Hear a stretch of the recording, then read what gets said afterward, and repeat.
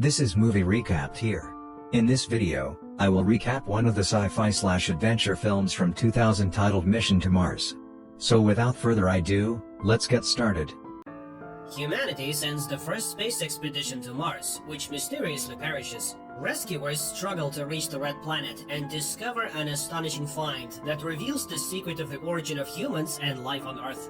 I don't know what the hell we just did.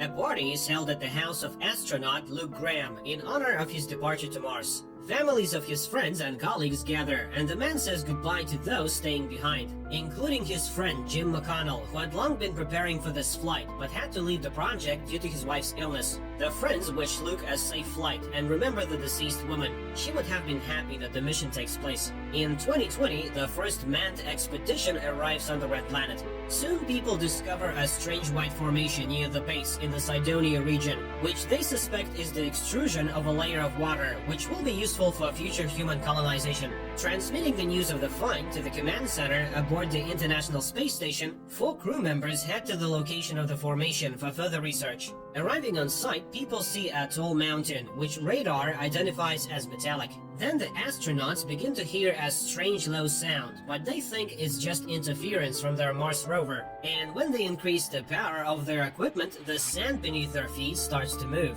At first, this doesn't cause much concern. The astronauts stay in place, examining the mountain, above which a sand whirlwind is growing. But soon, it begins to behave like a sentient being, seemingly examining the newcomers and then attacking them, killing 3 astronauts within seconds, and then emitting a powerful electromagnetic pulse, destroying most of the working electronics aboard the ship. After the whirlwind subsides, a huge human face carved out of dense material appears from under the layer of sand. The space station receives an unintelligible message from Luke, but they do not understand what happened and whether Luke is alive. The leadership realizes that the rescue expedition needs to be organized, but how this can be done technically is unclear. Then Jim proposes a solution to the problem, as he had developed plans for evacuation from Mars. The station commander agrees to consider it, but opposes Jim's participation in the expedition because the man refused to undergo tests and left the project. Woody Blake insists on including his friend in the crew, as his refusal to go on the first flight was for a good reason. He was very worried about his wife. Moreover, it was he and his wife who studied and designed the flight to Mars, so Jim knows more about this planet than everyone else, which will undoubtedly help in the rescue mission. Hearing his arguments, the commander agrees, and the rescue ship with a team of 4 people heads to Mars. In addition to Woody and Jim, the crew includes specialist Terry Fisher, Woody's wife, and Phil Ohlmeyer. Along the way, Jim kindly envies the love between Woody and Terry, observing how tenderly they treat each other. Soon, the surface of Mars becomes visible from the ship, and people note that the expedition camp is intact, and even see 3 burial mounds next to the building. It is unclear what happened to Luke. Maybe there was simply no one to bury him. Soon, a magnetic storm covers the planet, and the astronauts can no longer see anything. Command gives permission to land.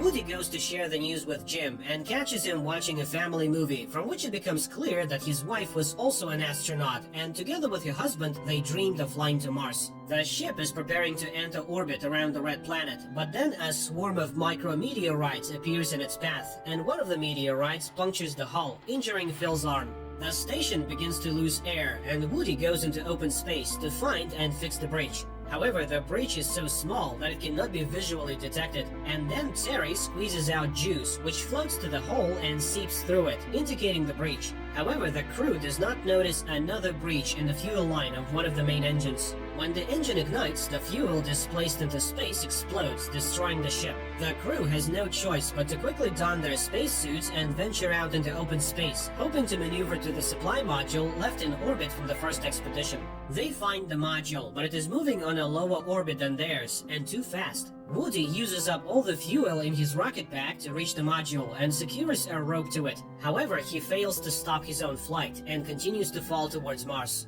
Terry, wanting to save her husband, detaches her rope and goes after him. But Woody, realizing that if she continues to try to save him, she will face certain death, removes his helmet and perishes. crying, Terry watches her husband's body fall to the planet and then returns to the others. The three astronauts land on the planet using the module. Although the module itself will not be able to take off again, the rescuers brought with them new motherboards for the first expedition ship, replacing the burnt-out ones. Upon arriving at the base of the first expedition, they explore it, but find no one, although the living quarters are completely intact. Jim goes to the greenhouse and is amazed that all the plants are doing well, everything is functioning and working. The astronaut removes his helmet, and in the reflection on the water, he sees Luke with an axe attacking him, not believing that this is a real person, not a vision. The man is seized, and only then does he begin to believe that they have come for him. The astronauts understand that Luke is not entirely mentally stable, as he has spent more than a year on Mars in complete isolation from the world. After recovering from the sandstorm attack, he buried the deceased and began studying the strange structure. He shows the rescue team the video recording of the discovery that cost his crew members their lives, and people are astonished, realizing that they are looking at the face of a humanoid. He then demonstrates his most important find, a recording of the sound he heard near the formation. After several months of analyzing the sound, he understood that it represents a diagram of human DNA on a rectangular coordinate system in space. Someone left it here as their signature. But later, remembering how Phil created the DNA of his ideal lover from candy, Jim realizes that this is not a signature. In reality, it is a peculiar test left by the creators instead of a lock, guarding the entrance to somewhere. It turns out that the first expedition perished because they answered incorrectly. Instead of complimenting the DNA, proving that they were humans, the astronauts directed radar at the face. Since the answer was wrong, the structure's security system, the sandstorm, destroyed the intruders. The team heads to the Sphinx, but first they send a robot and transmit a signal with the supplemented DNA through it.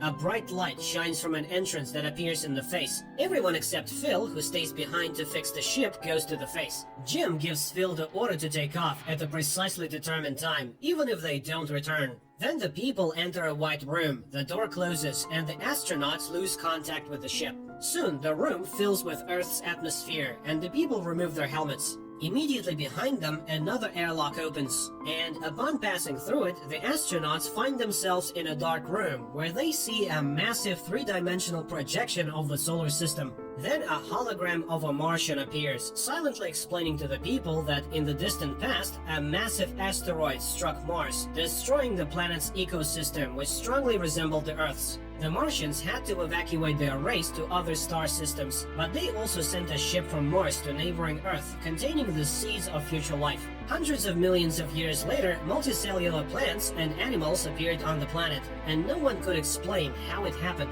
Many years have passed since this panspermia. The new forms that emerged from the sent DNA evolved and became humans. They were supposed to return home to Mars one day, so that the Sphinx would recognize them as the descendants of the grandiose experiment. The hologram reaches out to the Earthling, conveying that they belong to the same species. The Martian hologram disappears, and in front of them opens the hatch of a spaceship, on which someone from them can fly to the new home of the Martians. At this time, Phil unsuccessfully tries to contact his friends and prepares for takeoff. The people hear his warning that the storm is getting stronger and will soon engulf the ship. They realize that they need to hurry, but Jim refuses to return to Earth when the opportunity to fly to another galaxy arises. He is sure that this is an invitation, and he was born precisely to reach the new world. Jim says goodbye to his friends. Terry gives him a small rocket pendant to remember, which once belonged to Woody, and the astronauts leave. Meanwhile, Phil repeats the call, but not receiving an answer, he hesitates to press the launch button,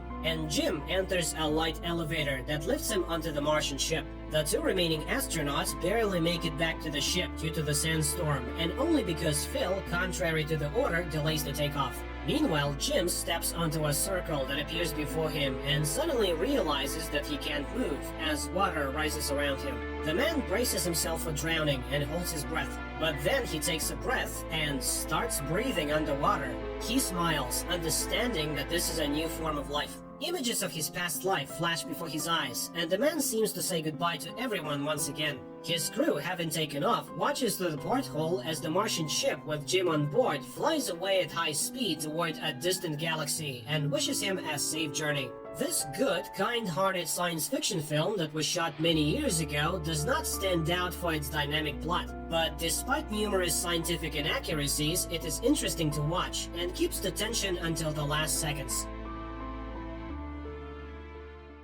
Thanks for watching. Please hit the subscribe button so you never miss an update.